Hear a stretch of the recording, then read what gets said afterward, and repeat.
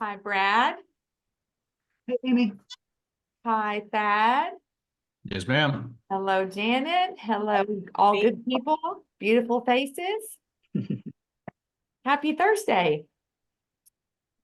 We made it. Hey, we made it another week. Awesome. Dad, this is a popular topic. Yes, it is.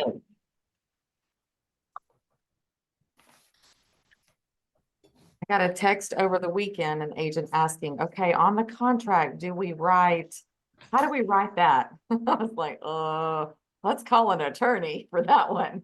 Yeah, hopefully you're not writing the unknown heirs of. Exactly. No, my sweet father-in-law passed away in the middle of January, and dadgummit, I wish I'd paid attention to this class last time you taught it, but I'm going to listen today even closer. Brad, thank you for letting us join in with your office meeting. We appreciate it. Oh, for sure. The more the merrier. Anytime. That is awesome. Okay, my people, I sent y'all all the payment link with the Zoom link. It will help us tremendously if you could pay that sooner than later so you'll get your credit. We are joined in on Brad. He's with White Rock Realty and over in Flower Mound. And so this is his office meeting once a month. And so when Thad teaches, I'm like, please let us join in. And he's very nice to let us join in, whoever wants to join in with them. So I personally need to get all of y'all's payments through Title Resources, though, so we can get y'all's credits. And then anyone that's joining with White Rock, Brad or myself, we can give you the link. I've emailed it to a few of you, but we'll be happy to send you the link to pay. And just so y'all will know, the ones that are new joining us, Brad with White Rock Realty, he has a brokerage that's actually all over Texas, correct? Correct, Brad? Okay. So they're a virtual group, and we get the honor and pleasure of hosting one class a month for them. And we are the preferred title company for White Rock Realty. And it's been so much fun getting to know everybody all over the state. But there's a heavy concentration in the Dallas-Fort Worth area, as well as Houston and some scattered large cities as well. So anyway, we're excited to be a part of your team and to be your preferred title company. Thad is always so awesome and gracious to teach for us. He is with a company called Title Resource Group, in case you don't know. They are one of our underwriters, and we work with them and they work with us. And so they have wonderful teachers such as Thad that offer a variety of really good classes to support you in your business. And so Brad and I, when we get together once a year and kind of plan and plot what we're going to do throughout the year, this was one of his choices. And I think it's wise, especially for right now with all that we're looking at in the field as far as heirship and affidavits go. Brad, do you want to say anything before we get started? Nope, I'm sorry. Yeah, no, we're good to go, Amy. I'm good. Well, I'll monitor the chat as well. Will Janet to help that out here. And like we said, if you're needing to pay for CE credit, this is free if you don't need it. But if you do, contact Janet if you're one of Janet's agents. And if you're with White Rock, you can contact myself or you can contact Brad. And so Thad, it's your turn. Thank you, Amy. Good afternoon, everybody. Thanks for joining. Again, I'm Thad Barnett with Title Resources. If you got a question that's real estate law related, feel free to email Janet or Amy. They'll get your question to me. We'll get you an answer because we'd love to help you out so your deals can close and be insured. But let's start talking about affidavits of heirships and probating wills. So let me just make sure I can share the screen here and just get a thumbs up from y'all. Is everyone seeing the presentation on the screen? Thumbs up. Great. All right. So sad news for a Thursday afternoon, but death is in the cards for everybody. Not to be a buzzkill, but you are oftentimes going to be the first point of contact for people to find out that they have a problem with vesting, right? A lot of people believe, they just have this belief, or maybe they've come from other states where this is the case, that two people take title. When one dies, the other one gets it, typically whether it's husband or husband and wife, or it could be some other situations, because a lot of states have joint tenancy with rights of survivorship. That is not the default in Texas. When you die, your interest goes to someone or someone's, but we don't know who that is for sure. Could be your spouse, but not necessarily. Now, if you have a will, that's great, but the will has to be probated. And so if people never probate a will, that will is just a meaningless piece of paper, and we still have to find out who the intestate heirs are. And we can address that with affidavits of heirship. Now, it's not just important for you to know who the heirs are so that we can have those people sell, but if they're going to be the people selling, they also need the people signing your listing agreement, right? It's not going to do you any good to get one owner of several to sign your listing agreement and a contract. You're going to want everybody. So we're going to talk about the questions you need to ask when you're selling a property where an owner may have died, to help you identify for us, and then we'll make the ultimate determination who the owners are and who needs to sign these affidavits, and you'll have some understanding around that process. Now, there's going to be a lot of information here. You're thinking, and you're not going to retain it all, so don't worry about that. We make sure that you've got these slides, but we'll also send to Janet and Amy a kind of a handy reference chart for you to have some memory as to kind of who gets what when, as a follow-up after this class. So affidavits of heirship, what are they?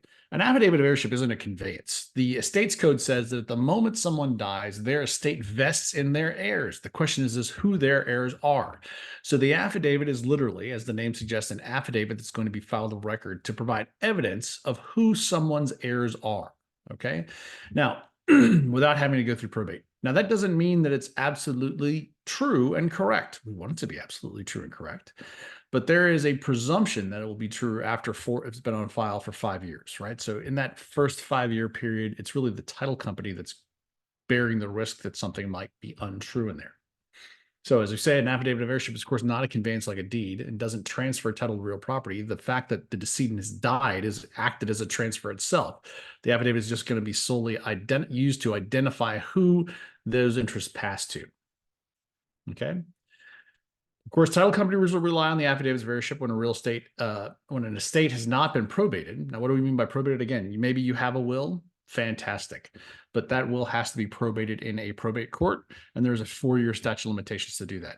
Sometimes people will never do it because they are ignorant. They don't know that it has to be done. They might have the funds to probate the will. And sometimes it's not even necessary. Maybe we're just talking about somebody who has a will, might be long and complex, but really the only asset is this house that we're trying to sell.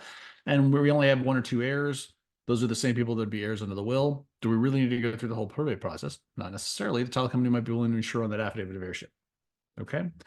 Now, the facts in the affidavit are sworn to and verified before a notary public, meaning that the people that are making the affidavit can be prosecuted for perjury if the facts stated therein are not true, which is why we want disinterested witnesses. One of the things we're going to be looking for is who knew this person that's died for a long enough period of time to have knowledge of all their, marriages, divorces, etc., and who their kids are, and the property they owned, etc. Okay, and ultimately they have no interest in lying. This person has no interest in telling me that there's only 2 kids and when there's 3. Why would they stick their neck out for it? That makes them a disinterested witness. If they're an interested witness, I'm going to swear to you that I am the only child. Well, that's great as a witness, but that's not going to be the only person that we're going to be relying upon for sure, because it's clearly in my interest to not tell you about my brothers and sisters or things of that nature. Okay. The form of the affidavit of heirship is set forth in the estates code, but be very leery about hiring an attorney to get one of these drafted for purposes of conveying real property until you've had it reviewed by a title company. Although the form is laid out, what the title companies will look for is not always identical to what's in the form. And there's oftentimes where people overlook some technicalities and leave some, we'll just say, open doors that need to be closed. And so the affidavits may be drafted again, be required to be drafted and signed again. Okay. What does it look like? Again, we're starting off here. Before me, the notary, on this day, it personally appeared my witness, okay, who after being sworn stated on their oath, my name is blank, and I personally am familiar with the family and marital history of the dead person, and I've known them and we would have you say how long you've known. Typically, we want somebody that's known them at least 10 years as a rule of thumb, but that is a very loose rule of thumb. If someone is dying at 80 years old, someone knowing them for the last 10 years, maybe he's only ever seen them, talk to them occasionally, that's not going to be long enough. We're wanting somebody that's known them a much longer period of time than 10 years. By the same token, I had one earlier this week that a poor gentleman died at the age of 33. One of his witnesses was a friend that knew him for 6 years. 6 years is plenty long enough for someone who's only 33 years old. Okay. And you, of course, knew where they lived. What is their marital history? It's going to be important to determine, of course, also for the purpose of identifying whether a property is separate or community, their dates of marriage and death. I'm sorry, and divorce. Sometimes divorce and death might seem the same, but I'm sorry, we're talking about their dates of marriage and divorce, if any, and who all of their children are. And most importantly, who the child's other parent is. Now, this is something that oftentimes get left out when an attorney drafts a affidavit of heirship and it's not being done in conjunction with a title transaction. They'll just say, Bob died and Bob was married to Susan and Bob had 6 kids. Okay. I don't need to tell you in this day and age that the fact that Bob's married to Susan doesn't mean that all of Bob's 6 kids are Susan's. Okay. And you'll see if you have kids from outside of your current marriage, it changes the intestate inheritance scheme. Now I'm talking about intestate specifically. If we either don't have a will or the will is not probated, that's going to be an awful lot of people, by the way. Okay. If we have a will that's probated, we don't care about any of this stuff. We're just going to go straight to the court case, look at the will that's been admitted, and we'll talk about that later. We're also going to talk about whether or not the decedent adopted any children or whether or not they gave any children up for adoption. Here's the thing you'll know in Texas. This is not true everywhere. Adopted children. Now, of course, I'm talking about they're adopted when they're a minor. There's a different scheme for if you're adopted as an adult. That's pretty rare that someone's adopted as an adult. Adopted children in Texas inherit from both their legal parents, and their biological parents. Okay, so if you know someone they gave a child up for adoption and we haven't had a will probated, maybe they don't know who that kid is, maybe they don't know where that kid is, but they just know that kid existed, that's a potential problem because that kid is an heir, okay, an intestate heir. Now, it doesn't work the other way around. The fact that someone's given a child up for adoption doesn't mean that they inherit from the child they gave up for adoption, okay, but does work the one way I've described to you. All right, now that's not the law in every 50 states. So if you happen to know that you were adopted in Tennessee, I can't tell you what the Tennessee scheme is, but I can tell you that would be the scheme in Texas. All right. Another area where we can sometimes run into trouble is that we'll have, let's say someone has 2 children and they're married and they raise their second spouse's kids as their own for 15 years. And then those kids go off to school. And then in their obituary years later, they refer to 5 kids. The affidavit of says they only have 2, but the obituary talks about 5. In Texas, like common law marriage, we also have adoption by estoppel. I don't know if you hear the drum roll there. So if you take a child into your house and raise them as your own with an agreement that you're adopting, those children could claim, I'm not saying that the claim is going to hold water if it's ultimately litigated, that you have adopted them and they should be inheriting them through you. Now, I'm not worried about whether or not you can actually prove that case, but by the time you put it in the obituary, you say that these are their kids, and now years later, you're saying, or maybe even months later, you're not saying, oh, but those aren't in fact the kids. Oh, you've muddied the waters. We may have a problem. So check the obituaries and make sure the obituaries are matching. Well, you won't have to, but I'm telling you, we will. The facts in the obituaries are matching with the facts in the affidavit. If they're not, that's going to be something we're going to need to get cleared up. And there are ways to get it cleared up. Then ultimately, beyond all that, we're talking about the decedent died without a written will. Of course, if we have a will and we're probating it, again, none of this matters. But if we're someone who died intestate, that's when we're using this. Or that we do have a will that we're attaching as an exhibit to this affidavit of heirship that is showing us who would inherit if the will is ultimately probated. Okay, and I'll clarify that in a minute. And then, of course, we're going to list the debts of the decedent and whether or not the decedent was liable to pay inheritance taxes, their estate was rather.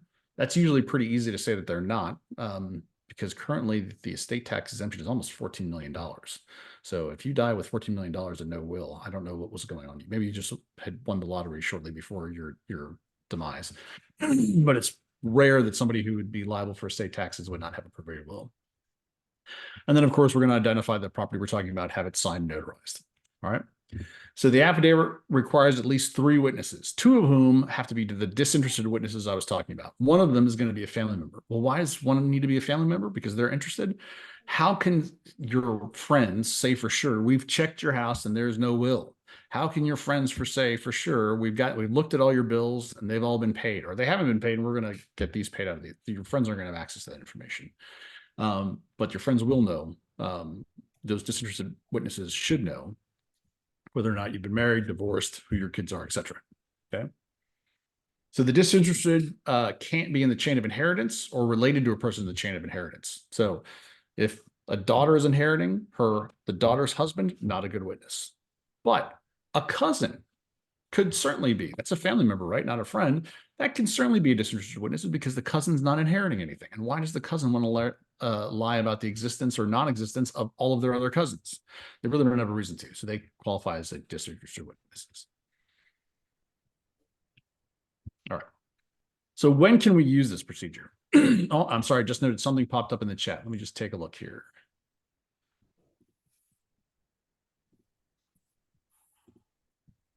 Somebody said, and I hope I'm okay in reading this out loud, I recently made a huge mistake. I didn't know that title companies won't close using an affidavit of heirship if there's an active probate case in the courts. The estate attorney had to dismiss the probate in order to close on the contract. I didn't ask the right question. Okay, so to that question, remember this affidavit of heirship, and this is a great point, is just an affidavit. This is not a court determination. This is not an actual conveyance. So you can think if we have a probate ongoing, and I'm assuming we had an administration of an estate where we're going to have an application to determine heirship. Why do I want to take an affidavit that says that 1, 2, and 3 are the heirs if a court might come up with a different order? I don't know what the court's ultimately going to rule. So yeah, I wouldn't take an affidavit of heirship once the probate's in process. Great point to bring out there. Thank you for sharing that. All right, so when can we use the affidavit of heirship? Number 1, when it's been more than 4 years since an owner has died. Why more than 4 years? 4 years is a statute of limitations to probate a will. If you die and your will's sitting in your desk drawer and your kids never do anything with it, anything at all, after 4 years, for the most part, and I do qualify that because it's not always 100% that's this case. For the most part, that will is not going to have any effect, and whoever the intestate heirs are would take. Now, I said for the most part. You can have an exception to the 4-year probate, for instance, for good cause shown. Good cause shown isn't that I didn't know there was a 4-year statute of limitations, and it's not I didn't have the money to do it. Good cause is when dad died, my brother emptied the house out, and now that my brother's dead or has gone to prison or whatever the story may be, I found dad's will. He didn't tell me about it because he's been left out of the will. Okay, it's been hidden from me. That would be a good reason to get it probated 5, 6 years later. Again, that doesn't usually happen, but there can be some showing why we need to do it more than 4 years later. Or you can certainly use this when the owner died and had no will and no probate's been filed. Certainly, if there's no will, there's no point in waiting 4 years to probate a will. But I also mentioned you could have an administration. Administration is when we don't have a will, but we still need to have a probate.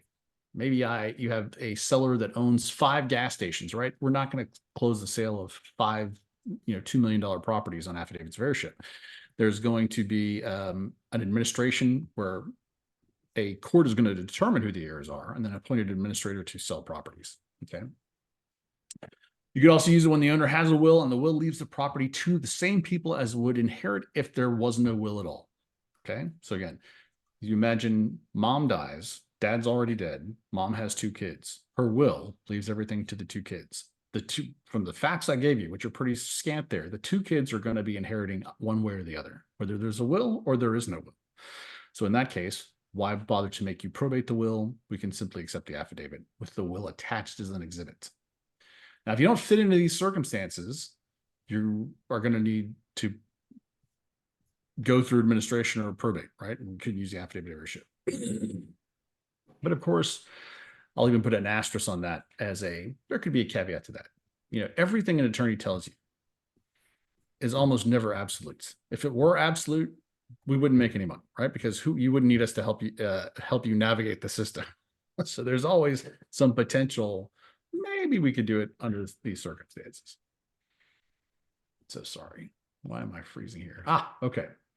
So we will not accept affidavits of heirship until the decedent has been dead for 3 months, unless you've written permission from us. Now, this is not a law, okay? Every underwriter has different requirements with regards to the acceptance of affidavits of heirship. Some are 6 months, some are as long as a year. So far as I know, we are generally the shortest at 90 days. Now, why do we have any wait period at all? And the answer is practical. Think about what's in that affidavit, not just who the heirs are, but that all the debts have been paid. Now, imagine, we'll just call him Steve the seller. Steve is under contract to sell a house, and Steve dies of a heart attack tonight. Okay, there's a panic 911 call. Steve is taken to the hospital. He ultimately passes away. The emergency, the 911 service, I'm sorry, not the 911 service, the ambulance service, the hospital, the emergency room doctor, whoever did diagnose, they haven't even submitted a bill. Okay, tomorrow. And they won't for a few days, I mean, for weeks, and then it'll go to insurance, and then it'll be, some of it will be rejected, and then ultimately the heirs or the estate will get a bill, possibly.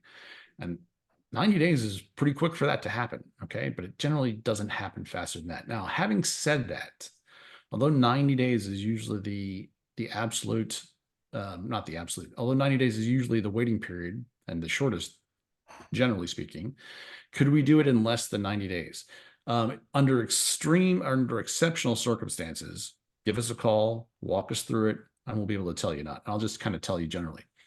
If I know that a spouse is the only heir that's inheriting, and we're talking about the sale of homestead property, and the spouse is, say, yes, we've got the, wait 2 weeks, we've got the cremation bill paid, we've got all these bills paid, and we'll escrow a few dollars for whatever. Yeah, I mean, we could work something out. But that's usually the only exception against spouse selling homestead property where we could work out some kind of accommodation for it to be less than 90 days. Okay, there's another thing in there too, by the way, is whether or not we have Medicare liens, which is usually a big concern. And the reason why I would limit it to spouses is because Medicare liens don't attach to the surviving spouse's sale of homestead property, but they can attach to anything else. All right, we will usually reject an affidavit of heirship if a will exists that leaves the property to someone other than the intestate heirs, even if more than 4 years have passed. Again, why more than 4 years in this case? Because maybe they don't know the will exists. However, having said that, I would give you another option. Maybe you could still use an affidavit of heirship with a will that leaves something to somebody else if those people join. So, said another way, if I identify all the potential heirs, both the intestate heirs and the heirs under the will, and we can get all those people on board to sell this property, so be it. Okay. And we can use this procedure, at least according to me. So we will use an affidavit of heirship with a will attached only when the will also leaves the property to the intestate heirs, or again, we've got everyone joining.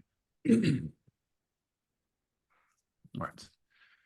Who are the intestate heirs? Now, this is where it's going to get really interesting. And this is where you might have some level of concern for maybe people that's in your life who have, whose certainty of their ownership of future ownership of property is based on misconception. So let's talk about this.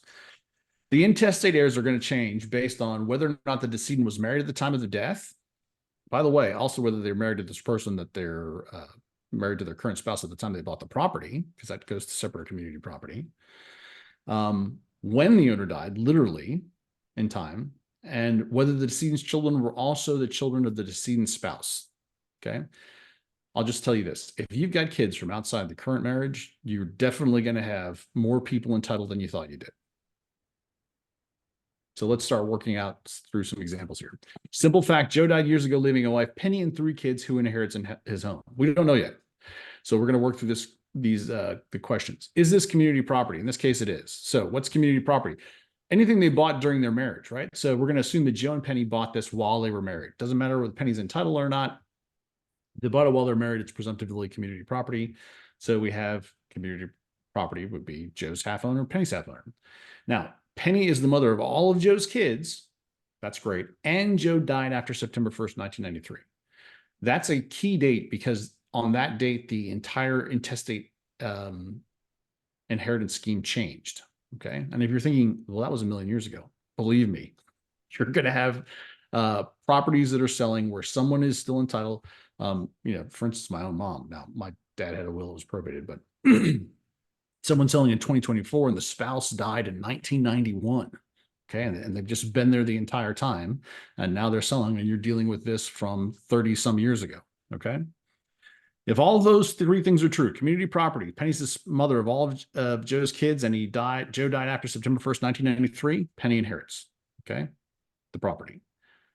If any of those answers change at all, any one of them changes, then you've got kids entitled to, and that can get really messy. So different example, again, community property, they bought it while they were married. So it's half Joe's, half Penny's. Joe died after September 1st, 1993, and Penny is not the mother of one of Joe's kids, just one, okay? The way our intestate succession scheme works is if you've got one kid from outside the marriage, all of your kids, the dead person's kids, inherit their half, and the spouse gets none of that half. Okay, so I hope Penny gets along with all of her kids, because maybe Penny gets along great with Joe's kid from another marriage, but she doesn't get along with one of her own kids. Too bad. All three of Joe's kids have his half interest. And that can be particularly difficult if Joe is not exceptionally old, because if one of Joe's kids is a minor, well, now you've got a minor entitled. And we're going to have an issue with how does that kid's interest get sold? You know, a minor can't sign your contract, certainly can't sign the deed. There are ways to deal with that, but it complicates things. Now, off the top of your head, who can sell this house? And the answer is all of them. All of them have to join in the sale of the house. Not just Penny, not just the kids, or not just one or the other. Okay. So a little bit different example. This time it's Joe's separate property. He bought it before he was married, or he had it from his first marriage, or maybe he got it while they were married, but he inherited it from his own parents, as an example. It was given to him as a gift by his brother, whatever it is, it's a separate property. Once it's his separate property, when Joe dies without a will, his kids, whoever they are and however old they are, become the fee simple owners, and his spouse has a fractional life estate interest in it. Okay. Now, practically speaking, what does a 1/3 life estate mean to you? Don't worry about it. The wife has to join until she's dead in this example. When she dies, again, it's a life estate, so that interest passes away. But so long as she's alive, I don't care where she is. You find out she moved out 10 years ago to move to Florida. So what? She still has a life estate interest in this property. So we're going to need her joining. Now, here's a common question that's going to come up with something like this when you're dealing with this. The kids are we've got 3 kids that are the fee simple owners with a fractional life estate in Penny. I'm going to change the facts a little bit. We'll just say all of those kids are Joe's kids and none of them are Penny's. Not that that's important to this answer, or to how this works out. And you say, who gets what? Okay, literally, what's the split of the proceeds? To which we will tell you, your clients have to tell us. Okay, what? Why is that? All right, here's why that is. Let's say Joe's kids wants to sell, and Penny says, you know what? I got a life estate in this place. I'm only 45. I know I'm your dad's 3rd wife. I know he was 40 years older than me. I'm going to be alive a long time. Hell, I'm barely older than you guys. So if you want to sell this place, you're going to give me half. Okay. Oh, there's some arm twisting there. Flip it the other way around. Hey, Penny, you're 80. We've looked at some mortality tables. We don't have to wait that long, statistically, before we don't have to pay you anything. You don't live here anyway. So if you want anything at all, here's $5,000, or don't, and we'll just wait, and then you'll get nothing. Okay. I mean, there can be some really nasty intra-family arm twisting that goes on. So whatever they ultimately agree to, and those are 2 kind of nasty examples, but it gets really practical beyond that. You know, one kid says, I put the roof on the house, so I should get an extra $20,000. And somebody says, I've been paying the taxes, so I should get this much. Whatever they come up with, that's ultimately the distribution. All right. Again, one more example. Community property. Penny's the mother of all Joe's kids, but you find out Joe died without a will before September 1st, 1993. Under the intestate succession scheme that existed at that time, Joe's kids automatically got his half. Now, the only good news here is that Joe died so long ago, all of his kids have to be adults. However, in Texas, we have, by default, distribution per stirpes, which means, I know that sounds like a venereal disease. Distribution per stirpes means by the line. All right. So now think about this. Joe died back in 1990. All of his kids are adults. Yes, they are. But now you find out some of them are dead too. Oh no, what happened to their interest? Well, it goes to their kids if they have them. So you might end up with grandkids being entitled. Okay. And hopefully all of those grandkids are over the age of 18. The bottom line is, if you're ever talking to anybody, tell people to get a will. A will, a trust, do some transfer on death deed, do something. However, the vast majority of people do not want to accept it. Frankly, we all will die, including them. And so they don't plan for it. And then you end up with all these problems, which we see day in and day out. Somebody's got a question. Go right ahead. I'm done. No. No? Okay. All right. We've talked about this. I'm going to skip forward to save a little bit of time on that one.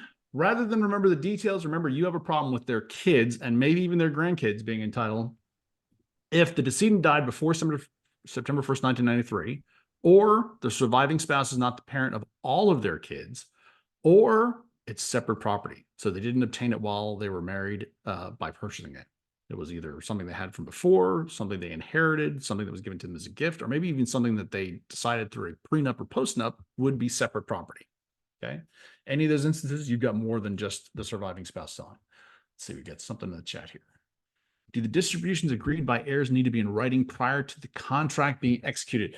No, but it will certainly be by the time we close. And ultimately, at the end of the day, usually the easiest thing I suggest is to have whatever they've agreed to be reflected on the closing disclosure that they all sign. That, you know, Susan's getting $13,000, Bob is getting $45,000, Tommy's getting 13,000, you know, something like that. They all sign the closing disclosure. That is a good proof of that they've agreed to these. They've seen what everybody's getting, and that's what they're agreeing to. Great question.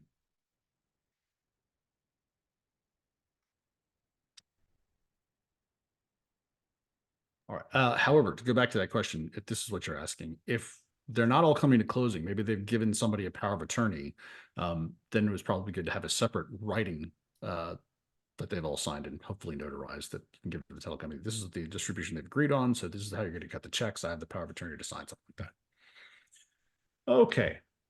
All right. What if we're just dealing with somebody that's single or widowed? Well, this can be a little bit easier. If the decedent had children, the decedent is the point at the top of the pyramid. So imagine kind of a pyramid or a chandelier.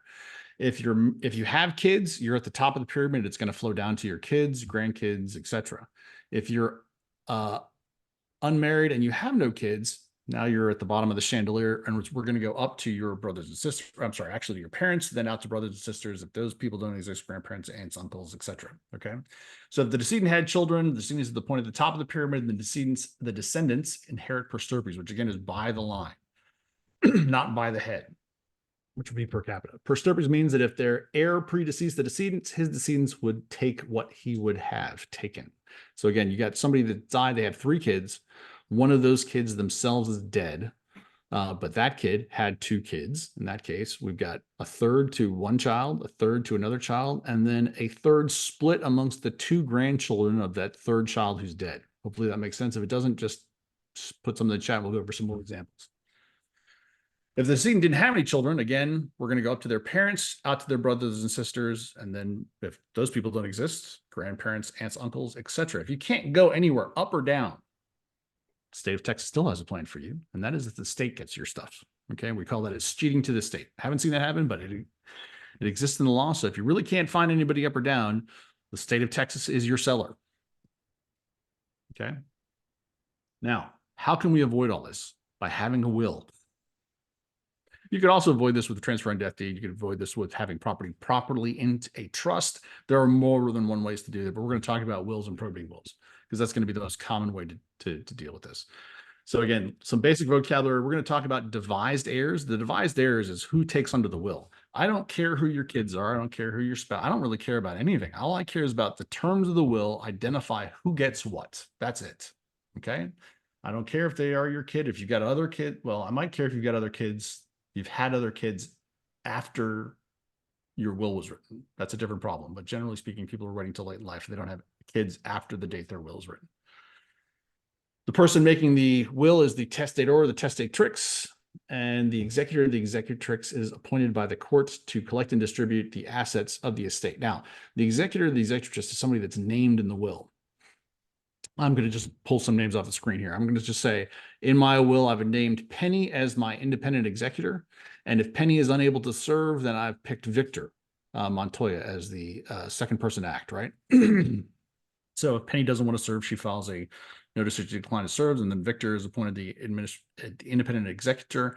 And if all that's good, then we probably, I'm going to put this in quotes, have the independent executor sell the property. Now, if the executors, neither of them are available, and the court's going to come up with a third person, or maybe we have a dispute about whether or not the executor, that we just didn't name an executor at all, which can happen when people are writing their own wills, we would end up with an administrator. An administrator has a little bit different authority and what's going to be required to sell property. So pay attention to whether somebody is an independent administrator or an independent executor. It's going to make a difference.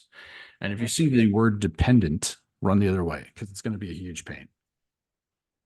All right. So elements of a will. Of course, a will is a written instrument. Like it's signed by the testator or another person at their direction in their presence. It can be entirely in someone's handwriting, which we call a holographic will. Good luck if you've got one of those. Not only are they hard to read, they usually don't make that much sense. And it is attested to by two witnesses over the age of 14 who must sign in the presence of the testator. Okay. If it's self-proved, and this is what happens probably with your own will, you went to an attorney's office and then two people who are probably paralegals you've never seen before or since walked into the office, watched you sign it, and they signed an affidavit, said, you probably showed them your driver's license. I saw this person here today. They signed that. That is their handwriting, right? That helps prove up the signature, and that makes it easier to get admitted into court. Okay. If you don't have that self-proving affidavit, then we're going to have someone testify that this is the will that you signed, and that is in fact your signature on the bond. Familiar with your handwriting. I've known you for a long time, seen all the birthday cards you wrote me, etc. And that's your handwriting at the bottom of it. That self-proving affidavit helps avoid all that. Now on for the forms of probate. Somebody might be thinking here, can I probate a will before, can you probate a will now, right? Before someone has died? No. Someone has to be dead first. And there's some practical reasons for that. It doesn't matter what you may have agreed to with anybody else. Wills are not contractual in nature. Okay. You can change your mind anytime. Okay. So up until the moment you've died about who inherits, right? Or what you want to leave to whom. You may have signed wills with your spouse on the same day. You have identical wills, and your will says, if when I die, everything goes to my spouse. But if my spouse is dead, everything goes to my kids. And the one that they signed says everything goes to you. But if you're dead, everything goes to the kids. And then 6 months later, they decided, I don't know about that. I'm just going to leave everything to the kids. So there's a second will, right? And the kids show up with that and just say, hey, we get everything. Or maybe worse than that, somebody else shows up with it. That you weren't even familiar with, which I have seen. It gets really awkward when the significant other shows up saying that, oh, by the way, they left it to me, not to you, the spouse. So that can be, it has to be probated after death, not before. The forms of probate, of course, independent administration, which can be an independent executor, an independent administrator. And that's generally what you would hope to be dealing with, because generally that person's going to have the authority to sell without having a bunch of other people join in. Dependent administration, which is when someone can't do anything without court approval. So you can still get things sold, but it's going to take a lot longer. And oftentimes it's not for fair market value because of the amount of time that's involved in that. Probating a will is a muniment of title. This is really beneficial. Let's go back to Penny. Joe's died and Joe's will says Penny gets everything, but we've got one kid from another marriage. So if we don't probate the will, all those kids are entitled. Okay. So Penny wants to sell the house. Penny also doesn't want to have to pay, a lot of money to probate a will. She wants to do something that's kind of fast. Number one, to get this house sold, and that's relatively expensive. If the only asset we're talking about is the house you're selling, which is going to be, most people only have a single property as an asset, a major asset rather. You can get that will probated as a muniment of title, maybe in as little as 90 days. Okay. From filing the petition, posting notice, having a hearing, getting an order, and that order is going to say that you can admit the will to probate as a muniment of title, which means the will is in fact the deed. The will says everything goes to Penny. File that in the deed records along with the order, and Penny's now entitled. Okay, and you can close immediately thereafter. So that one can be really beneficial. And then ultimately a small estate affidavit, which we won't spend too much time talking about because you have to have assets of $50,000 or less, exclusive of the homestead. That's, I don't think, going to be your market, but if it is, we can spend time talking about All right, so probating a will, I've already mentioned a couple times, we got a 4-year statute of limitations on that, whether it's dependent or independent. You can bring probate. You can bring a probate proceeding after 4 years only for good cause shown, which is again, not that I didn't know about a 4-year statute of limitations or I couldn't pay for it. It's that my brother hid the will, something like that. We just didn't even know it existed, or it was been secreted from us, rather. After 4 years, the bona fide purchaser for value without notice of the will can take from the intestate heirs free and clear of any claims. So what does that mean in plain English? There's a will that leaves everything to Susie, we've not mentioned about before. That was, and Joe died 5 years ago. And we closed this sale 4 years ago with an affidavit of heirship. Okay. Now there's a will that says Joe's things go to this other person. But you gave us an affidavit of heirship that said these are his heirs and he had no will. Again, that's not presumptively true, but after 5 years has passed, it is presumptively true. So now that person can no longer come forward and say, but that's mine. Okay. Now they could if it was less than that. So think about the risks that are involved there. And again, the title company is assuming it, but just to be aware, somebody dies and we're using an affidavit of heirship. There's a risk that somebody else comes forward in the next 4 years and says, hey, I know they told you that they were the only heirs, but I'm in fact an heir too. So I'm a part owner of this place. And if it's already been sold, well, you got a title claim, hopefully, if you've, purchased with title insurance. And those claims do happen. We don't have many losses, but when we have losses, they tend to be this kind of punches above a lot of other things in weight, right? I've had cases where, it's pretty simple cases because people show up with birth certificates, but 3 ladies sold a house in Fort Worth and I was representing the buyer. Affidavit of heirship says they're the only 3 children. And then my guy starts putting money into this house. And then here comes forward this 4th woman who was in fact the half sister of those 3 ladies. And pretty easy for her to prove that she was a kid because she's got a birth certificate with the dead lady's name on it, right? And ultimately, those 3 women confess on the stand, like, Mama never loved you. Well, it doesn't matter if Mama never loved you. You're, in fact, an heir. Okay. So if Mama never loved you, she should have written a will saying you get nothing, not just not say anything. Okay. And ultimately, they're the ones that are liable. Yes, the title company does pay out that 25% interest, but then they take a judgment. You wouldn't have to file another lawsuit. It's all in the same lawsuit. There's a judgment against those 3 women for that amount of money that you then start collecting on from their non-exempt assets, right? All right. So what is the process to probate a will? First, you're going to file an application for a will. This is just like filing a lawsuit, right? Something gets filed in the county clerk's office. I'm sorry, I shouldn't say the county clerk's office. Could be the county clerk for Dallas County, for Tarrant County, but usually it's the district clerk's office because many counties don't have an independent probate court. Either way, something's filed at the county level to open a suit, okay? Now, who are you suing? You're not necessarily suing anybody, right? We're just going to probate this will and we're going to provide notice to the world. We're going to provide notice to their heirs. We're going to provide notice to the entire world that we're probating this will. And someone could come forward and say, hey, I've got, I'm an heir and I've got another copy of a different will. All right. We could end up with those types of contests. But generally speaking, it's going to be, my 3 brothers are named in the will. We send notice to them. They have a right to step forward and say they don't think I should be the executor. They're probably not going to do that because they don't want to do it. And then we post notice in the newspaper. Hey, if you think you're an heir, you've got this right to make an appearance. Well, they won't. Creditors may come forward and make claims. They probably won't usually, but all those things could happen. But generally, it's not truly an adversarial like lawsuit. When we had that short prove-up hearing I mentioned before, this is in fact the will that is signed by them, hasn't been revoked, etc. And we're going to get an order admitting the will to probate and appointing an executor. Now, the executor ultimately is who you're hoping to deal with solely. If the executor has the power of sale, either in the will or in the order that appoints them, you don't have to have anybody else join.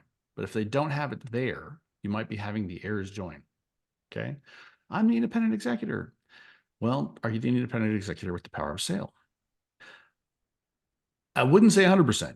I wouldn't even say 90%, but close to 90% of all wills will explicitly say that an executor has a power of sale or that the executor has all the powers of a trustee under the estates code or something like that, something that says that they've got a power of sale. But if it just says, because it's something they pulled off a line when they wrote it, that, you know, so-and-so is the executor, that's not good enough. Then we were looking at the order that appoints them. Now, if the order doesn't say they have the power of sale, well, then they don't have the power of sale. The only third place you might look is the waiver of citation. I'm just going to throw that to you just in the back of your mind. Think there could be something somewhere else. Let's call the underwriter. Okay. But if we don't have a power of sale anywhere, you're going to need the heirs under the will to consent to join in the sale. Now, there's another thing that typically happens here. How long do you get to be the executor? Forever? I mean, think about this practically. You've inherited property with your brother or your sibling. I won't say you've got a brother, with your sibling. And you've never really gotten along with your sibling. And now, and this is, we're going to make an oil and gas lease, something that's not, you know, readily apparent to the world. You own the minerals on some property. And your brother's the executor, your sibling's the executor, and now 10 years later, somebody wants to lease these or buy these mineral rights. Do you think that sibling that maybe you never got along with is going to tell you anything about this 10 years later? Or are they probably going to take the money, right? They're probably going to take the money. Generally, we want to see an executor act within 2 years of being appointed. And if they haven't acted within 2 years, we're going to vest in the heirs under the will and require all of those people to join. Now, again, there can be exceptions to that. And that's typically for someone who's died that is very wealthy. Okay. Because if someone has a lot of assets, commercial property, right? You got an executor selling commercial property, for example. Well, that doesn't, I mean, that might take 3 years to sell. Or we've got 15 different rental properties and we're now selling the 15th of 15. And we've been selling them, you know, one at a time over the last 4 years. Again, fine. But for the vast majority of people, what we're talking about is one, maybe two assets, but usually just the one. If you haven't done anything with that in 2 years, we're probably not going to recognize the authority of the executor to do anything, invest in whoever the heirs are under the will. Now, the only other time you might run into problems with an executor not having the authority to sell is when I say I leave 123 Main Street to Susan, okay? And Bob is the executor. If I've left it specifically to Susan, why do I think Bob can sell the thing I left specifically to Susan? Well, in point of fact, there are circumstances when Bob could sell without Susan's joinder, but we're going to be asking a lot of questions about that before we agree that Bob can sell without Susan's joinder. Okay. Does that make sense? Does anybody, have I lost anybody here? No? All right. Ultimately, the court issues those letters testamentary, and there is an inventory and appraisement and list of claims, which you used to file with the court, but you don't you don't have to anymore. You can just file an affidavit. But at the end of the day, what we're curious about with the inventory is how much is in the estate, not necessarily what does the estate have necessarily, but are they below that threshold for an estate tax? Okay. To deal with that, we can simply take an affidavit from your attorney, from your accountant, heck, from you if you're competent to give it to us, to say that we're familiar with all of the assets of the estate, and the estate does not qualify for the federal estate tax.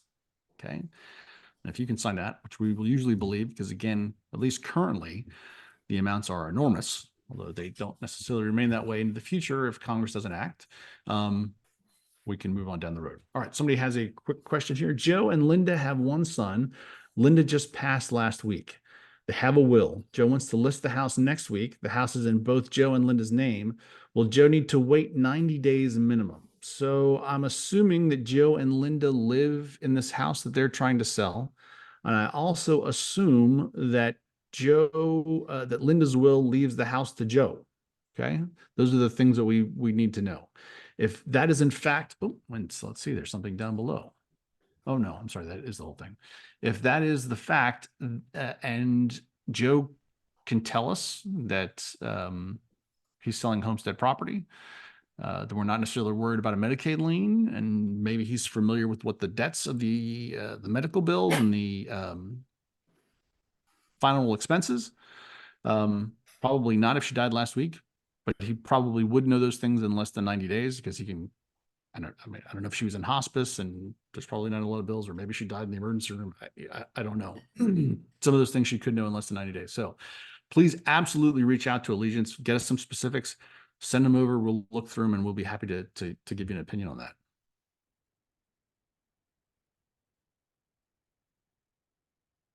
Okay, sorry. skip one here. Oops, did I miss another one? All right. Bear with me 1 second here. All right, talked about the inventory. Don't worry too much about the inventory again. Again, we've already talked about this, but I'll just hit it again. After September 1st, an independent of 2011, an independent executor can sell property without the joinder of other heirs if the court order provides authority or the independent executor provides an affidavit saying that the sale is necessary to pay the expenses or debts of the estate or in the best interest of the estate. Now, real quick, that is something I missed out. Power in the will, power in the order, power granted in actually a waiver of citation of service, or I have to sell this property to pay debts of the estate and it's in the best interest, not either or. Okay. I don't know why that says or. It's and. Okay. That's usually pretty easy to do because usually, unless we're talking about that executor that's been waiting behind the log for years, there's some bill that's left to pay. It may be the attorney's bill. Okay. Have you paid your attorney 100%? Have you paid everybody 100%? If you haven't paid everybody 100%, there's some bill that's still left to paid. And we're going to pay that. Maybe it's $800, right? From the sale of this house. And so we need it to pay that because we don't have the money otherwise. Fine. You can file that affidavit. You can sign that affidavit rather that we will rely upon and you can move through with the sale, even though you don't have the power of sale necessarily specifically in the will or in the order. Okay. So let's talk about dependent administration. I hope you don't run into one of these anytime soon, but if you do, if business was booming, I'd say this would be a great one for your frenemy, but business is in fact kind of meh. Right. So maybe you don't want to turn this one away. A dependent executor or administrator can't do anything without court approval. So they can't sign your listing agreement. I mean, they can, but it doesn't do you any good unless the court's approved it. They can't sign a contract. Again, they could, but it doesn't do you any good because it's not enforceable. And they can't sign a deed, right? So every one of those things is going to have to require a motion, notice, and then a hearing, and then an order, right? So you get the idea. If I told you you needed to have 4 hearings to get one property sold, you would think, well, how long does that take? And if you've been involved in a lawsuit before, that's going to take a while, right? This is not something that's going to get moved to the front of the line because we're talking about people that are trying to sell a dead person's property. It's not a guardianship, like somebody is a living person needs the court to act right now. So this is something that could take 6 months, maybe 9 months. It really depends on the county you're in and how backed up the probate courts are. In Dallas County, Tarrant County, where we have statutory probate courts, it's usually quicker because their courts are dedicated specifically to probate matters. But if you're out in, you're out in Fannin County, there's no probate court. You're just going to be in with all the DWIs, divorce cases, criminal cases, all going to the same court. This is going to take a while to get to, right? Because the fact that somebody's being arraigned for murder or somebody else needs a divorce or some kid is being taken out of their home and they have a hearing with CPS, all those things take priority over you.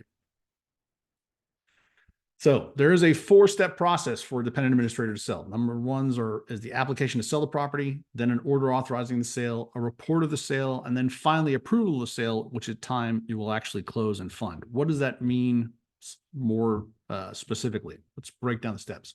The application to sell is simply asking this administrator asking for permission to sell this particular property.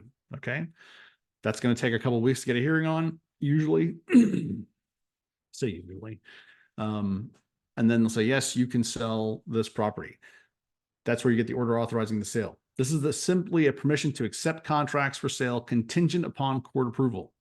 You should get your listing agreement approved at this time. At the end of the day, even if you never got your listing agreement approved, by the time you get to the sale, the title company, now you can't rely on us to do this, but I'm telling you what I'm looking for. I want the court to approve a closing disclosure that shows who's getting paid what. All right.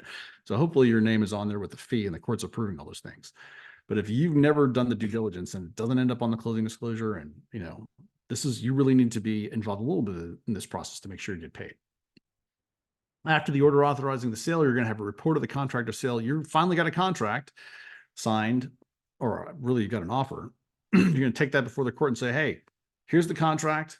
And we think this is a good deal, right? And you may be asked to find another realtor to provide BPOs for that sale because, if we're going through all these steps, we're not selling for somebody to move into their house by the end of the summer so their kids can be in school, right? This is going to take some time. So we're probably going to be dealing with investors, and they're probably going to be able to pay a little less than fair market value. So we're going to need some justification for what's probably in that contract price.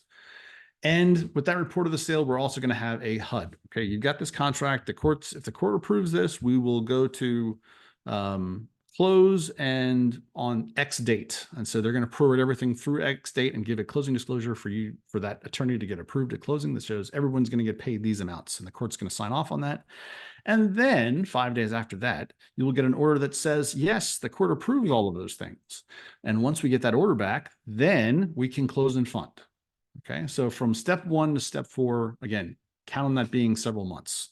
Okay, but at the end of the day, when we have that report of contract, a lot of people think you can close that day. No, no, no. The court has to, number one, you're required to wait 5 days, and then the court signs an order saying, yes, all of these things are approved. Then the deed gets signed. Then the amounts actually fund, and then you can get paid at that point in time. All right. I know we're running a little short on time, so I'm going to run through probated immunity of title real quick. Again, this is a really abbreviated procedure. We've got this will that leaves everything clearly to 1 or 2 people or whatever it is, but the will is clear. And we're not worried about probating opening up a full estate because we don't have a lot of debts. Don't have a lot of assets. We just want title to this house, for instance, to pass. So again, we're filing this petition. We post notice. We wait 30 days. We get a hearing.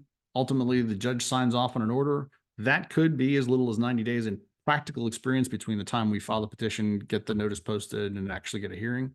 Actually could be 60 days, but I haven't seen anybody move that fast.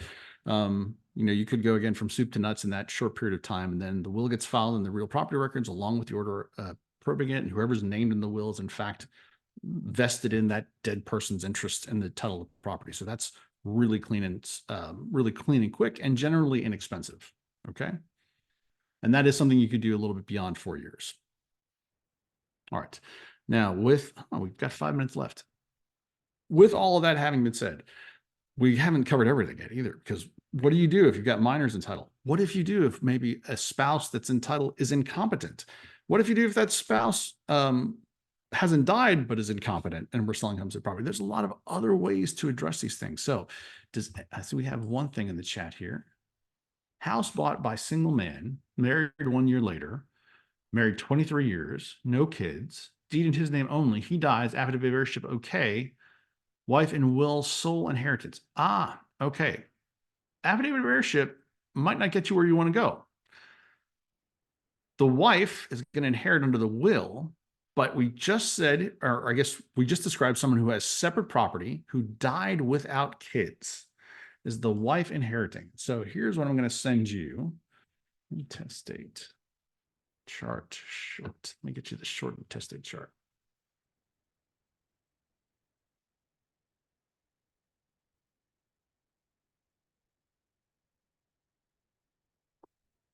Let me answer the question here, although this is coming up. You're going to be dealing with parents. And if not parents, then also, if the parents are dead, then brothers and sisters. So she probably wants to probate the will. Okay. And avoid having to deal with that. But let me just bring that up because I don't want to tell you wrong off the top of my head. Separate.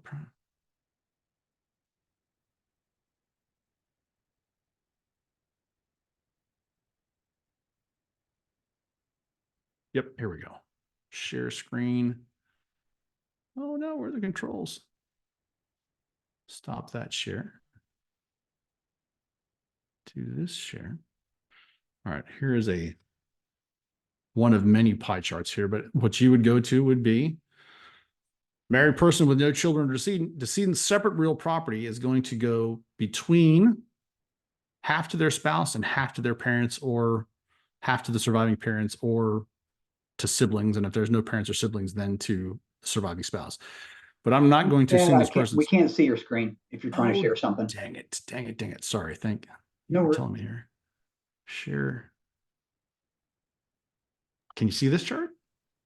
Yep, there you go. All right. Yeah, so for the separate property, again, as I mentioned when it wasn't coming up, is you're going to be dealing with parents or siblings unless they're all dead.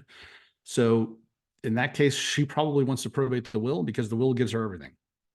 So why, frankly, I mean, it sounds ridiculous. It doesn't sound ridiculous. It sounds selfish, but why share if you don't have to? Why do you want to cut in people that don't get anything under the deceased person's essentially wills, their will as they expressed in their actual will?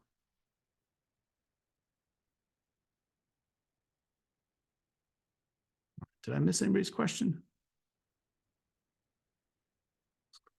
So just generally speaking, when you're giving directives in your slide presentation about file this and file that, and this is the legal process, I assume that it's a probate lawyer doing that, not an Oh, individual. 100%. No. Yeah, we just want you to be familiar with the process.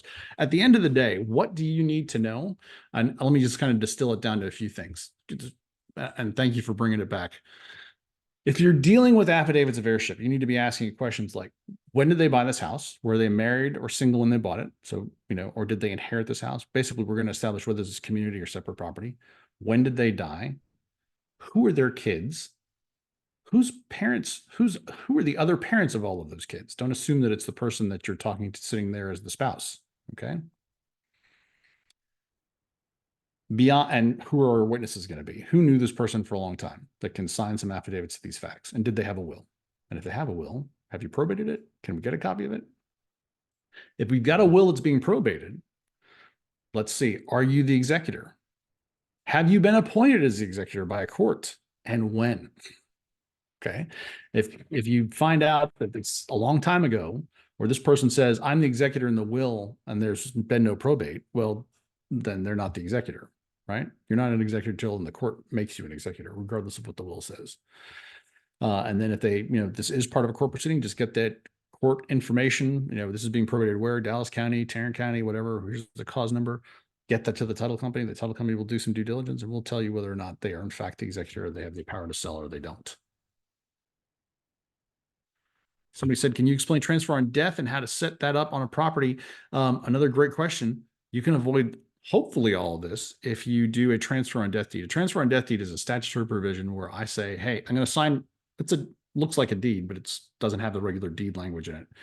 That when I die, my interest goes in this particular property, which hopefully I've attached a good legal description to, goes to this person, or this person and this person, or this person, but if they're dead, then that person. You get the idea. We can set up a different chains. And if we've done that correctly, so don't attempt to do this yourself, please consult with an attorney. If that's been done correctly and recorded timely, then we can avoid probate. It doesn't matter that my will leaves it to somebody else. The transfer on death deed takes over the Todd, and there is no probate because it's something that passes outside of probate. Okay.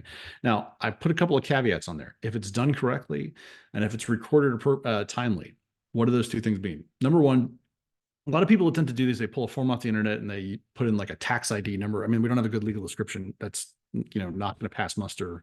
That's unfortunate. Or people wait until they're literally on their deathbed to get these things signed, in which case they're maybe not recorded before they die. Ooh, if statutorily, if it's not recorded before you die, it's not valid. Doesn't matter that you signed it 3 years ago. Certainly doesn't matter that you signed it a week ago. If you don't record it before you die, it's not valid. And then again, sometimes people are waiting, so they attempt to have them sign with powers of attorney. Not valid if it's signed with power of attorney. And then lastly, again, waiting till their deathbed, they may sign this, and then we get the death certificate and we see you signed this 5 days before you died, and you died in hospice. That's not good, because generally when you're in hospice, for whatever your cause of death might be, you're probably getting some significant pain medication, which might be altering your mental competence.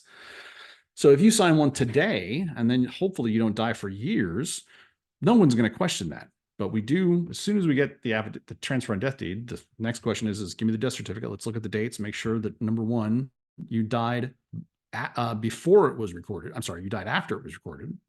And then what's the cause of death? How close is that to, in fact, the transfer on death date?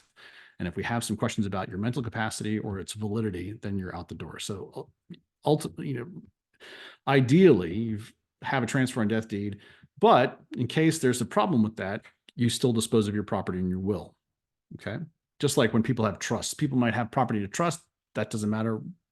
When you die, the next trustee steps in. But a lot of times people don't administer trust correctly. They never put the property in the trust, or they've taken it out of the trust because they took out some home equity loan. They forgot to put it back in, and so now they've died and the property's not in the trust. And so then we step to the will, and what does the will say? Get that probated.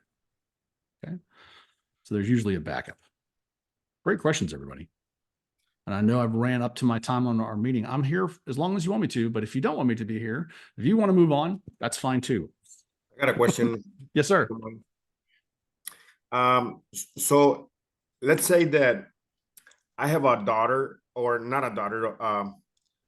I married someone else that has a daughter already, and I raised her as my daughter, but I never put my last name. And then I die. Will she be a inherited person, or? So assuming you don't have a will, right? Right. Okay. Assuming there is no will, then she's someone that might be able to claim that she is your child and an heir. If you've never been legally adopted, though, that ultimately always comes down to a fight. Someone will say, Right. no, he didn't adopt you. It's like, no, he did. He raised me. He called me his daughter. He did all these things. And then we're going through a very expensive court procedure. So it's not ideal, but it is something that they could claim. Okay. And okay, she claims it, then how do they go about whether she gets it or not? A trial. Oh, There would be an application to determine heirship, and then they fight it out. That's why I say it's not ideal, because it might cost her.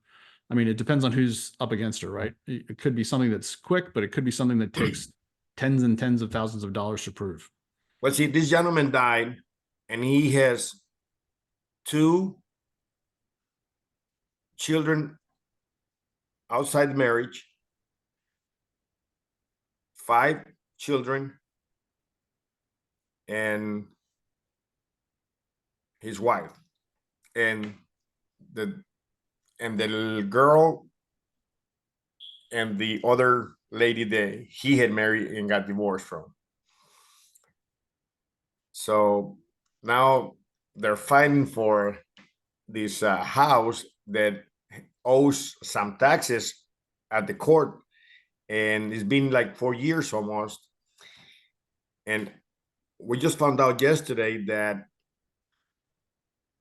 when he was in hospice, he was paying for that part of the cost of the hospice through the house.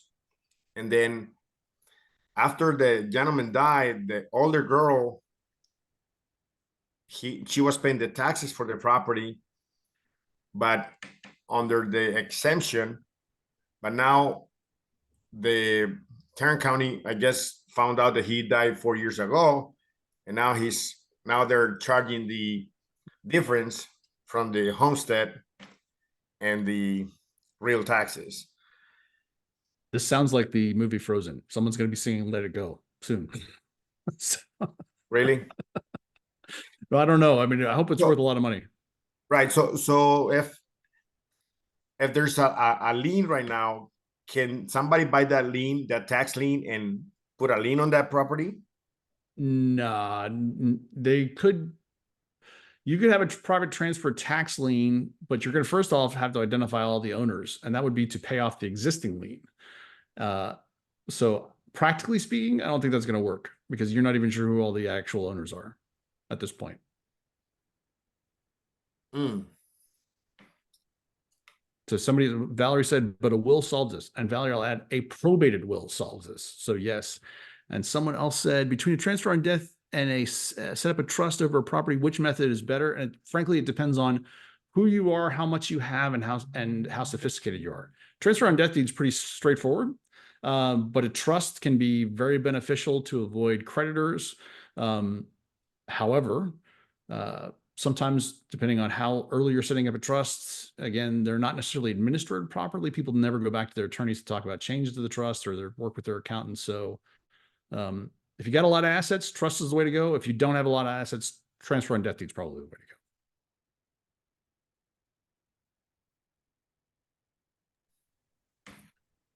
All right, so for the sake of time, Thad, I think I'm gonna wrap up. We have one more question if you want to take it from the chat, Oh. but let's make this the last one. We're running long. What happens if properties are in other states? The rules of wherever the property is located, that's the rules that apply. Awesome. Brad, thanks for having me. All right, yeah, you bet. Guys, thank you so much. We'll for White Rock folks, we'll see you here next week at 1 o'clock. Thank you. Phone number?